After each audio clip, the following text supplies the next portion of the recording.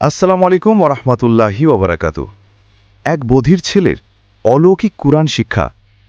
যে ছেলেটা কিছুই শুনতে পেত না, কিন্তু কুরআনের শব্দ তার অন্তরে পৌঁছে গেল কিভাবে?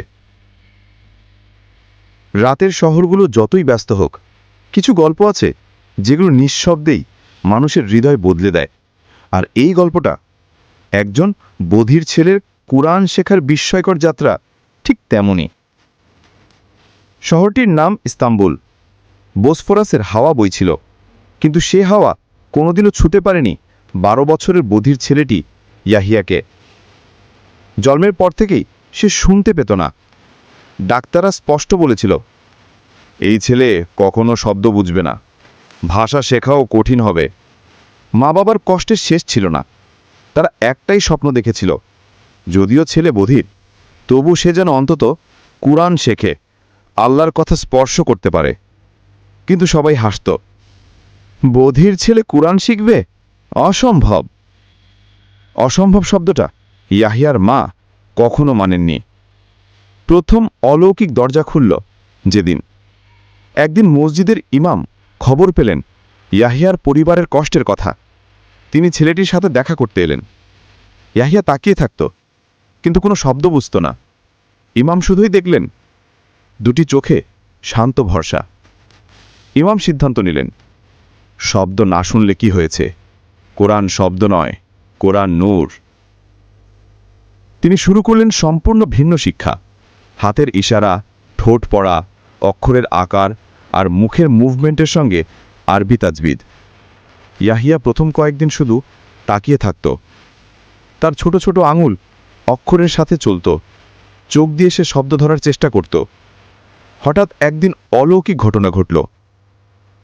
কুরআনের সুর সে শুনল। ইমাম সূরা ফাতিহার আলহামদুলিল্লাহি রাব্বিল আলামিন অংশটি পড়া শুরু করলেন। ইয়াহিয়া কিছুক্ষণের জন্য থমকে গেল। তার চোখে জল চলে এলো। মা ভেবে পেলেন না কেন। ইয়াহিয়া কাপা ঠোঁটে বলল, ইশারা ভাষায়, আমি শব্দ শুনিনি, কিন্তু মনে হলো কাঁপি, ভিতরটা কেঁপে উঠল। ডাক্তাররা যাকে বলেছিল এই ছেলে কোনো অনুভূতি পাবে না, সেই ছেলের ভিতর কুরআনের সুর নেমে গেল শব্দ ছাড়াই। ইমাম বুঝলেন এটা কোনো সাধারণ ঘটনা নয়, এটা হিদায়াত। দিনগুলো বদলে গেল। ইয়াহিয়া প্রতিদিন আসত। বই, হাতের ইশারা, ঠোঁট পড়া, মুখের নড়াচড়া সব শিখে ফেলল।